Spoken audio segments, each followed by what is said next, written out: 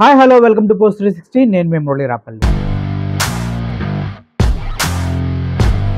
పోసాని కృష్ణమురళి ఈ పేరు అందరికీ తెలుసు. పోసాని గారు కూడా అందరికీ తెలుసు. ఇటు సినిమా ఇండస్ట్రీలో తనకంటూ ఒక మంచి రచయితగా తనకంటూ ఒక మంచి పేరుంది. మంచి సినిమాలు కూడా చేశారు. గత ప్రభుత్వం వైసీపీ ప్రభుత్వంలో తనకి కొన్ని పదవులు కూడా ఇవ్వడం జరిగింది. ఇదంతా పక్కన పెడితే ఇప్పుడు పోసాని కృష్ణమురళి గురించి జనసైనికులు ఆగ్రహం వ్యక్తం చేస్తున్నారు. ఎందుకంటే తను గతంలో పవన్ కళ్యాణ్ పైన కొన్ని అనుచిత వ్యాఖ్యలు చేశాడని, తద్వారా వాళ్ళ మనోభావాలు దెబ్బతిన్నాయని పోసాని కృష్ణమురళి గారి పైన కేసు పెడతాం జరిగింది. పవన్ కళ్యాణ్ పైన చేసిన కామెంట్స్ పైన కేసు పెడతాం జరిగింది. ఆ కేసు అప్పుడు వైఎస్ఆర్సీపీ గవర్నమెంట్ ఉండటం వల్ల ఆ కేసుని రిజిస్టర్ చేయలేదంట పోలీసులు. సో ఆ తర్వాత కోర్టులో పిటిషన్ వేయడం కూడా జరిగింది. ఇలా ఇష్టానుసారంగా మాట్లాడుతున్నాడు పోసాని కృష్ణమురళి. సో అతని పైన కేసు పెట్టి శిక్ష వేయాలనేసి. సో ఆ పిటిషన్ అప్పటి నుంచి ఏమైందో ఎవరికి తెలియదు. మళ్ళీ ఇప్పుడు దాన్నే కెలికి తీస్తున్నారు జనసైనికులు.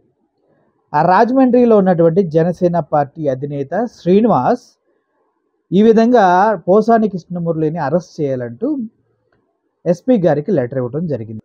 జనసేన లీగల్ సెల్ అధ్యక్షుడు రామచంద్ర కూడా ఇందుట్లో ఇన్వాల్వ్ అవ్వడం జరిగింది.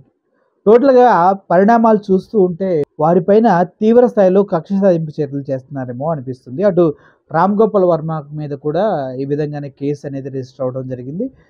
గతంలో మాట్లాడిన మాటలు మొత్తాన్ని ఇప్పుడు రివైండ్ చేసుకున్నట్లయితే చూద్దాం ఏం జరుగుతుంది. పోసాని కృష్ణమురళిని రామ్ గోపాల్ వర్మని అరెస్ట్ చేస్తారా? అరెస్ట్ చేస్తే వారికి ఎటువంటి శిక్షలు పడతాయి, లేదంటే వాళ్ళు ఆ సిచ్యువేషన్ని ఎలా డిఫీట్ చేస్తారు అనేది మనం చూడవలసి ఉంది. పోసాని కృష్ణమురళి అయితే నాకు తెలిసి బూతులు మాట్లాడాడు, కానీ వేరే వాళ్ళ అన్న మాటలకి ప్రతిస్పందనగా ఆయన మాట్లాడి ఉంటాడు. తన భార్య పైన గతంలో జనసైనికులు చేసినటువంటి చాలా చాలా అసభ్యకరమైనటువంటి ట్వీట్స్, అసభ్యకరమైనటువంటి పోస్టుల ద్వారానే పోసాని కృష్ణమురళి గారు జనసైనికుల్ని కంట్రోల్ చేయమంటూ పవన్ కళ్యాణ్కి విజ్ఞప్తి చేస్తూ అది చేత కాకపోతే వేస్ట్ అని తనకు సంబంధించినటువంటి పర్సనల్ ఇష్యూస్, ముగ్గురు పిల్లల ఇష్యూస్లో కానీ వేరే వేరే ఇష్యూస్లో కానీ పోసాని కృష్ణమురళి మాట్లాడటం జరిగింది. నాకు తెలిసి దాంట్లో కొన్ని బూతులు అయితే గ్యారంటీగా ఉంటాయి, అందులో ఎటువంటి సందేహం లేదు.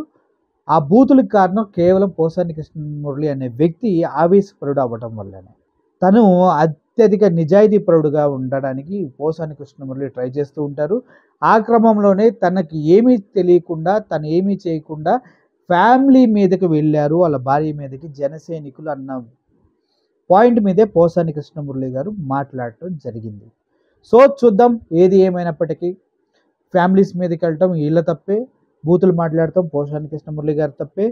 ఇవన్నిటిని ఇప్పుడు కేసు రూపంలో కట్టి కక్ష సాధింపు చర్యలు చేయటం కూడా గవర్నమెంట్ తప్పే అని చెప్పాలి. ఎందుకంటే మీరు తిట్టారు, ఆయన తిట్టారు, అయిపోయింది అక్కడితోటి. మళ్ళీ ఆయనే తిట్టాడు, మేము తిట్టలేదు, మేమంతా వృద్ధ ప్రతిభత శిరోమణులు అంటే మాత్రం అది తప్పు.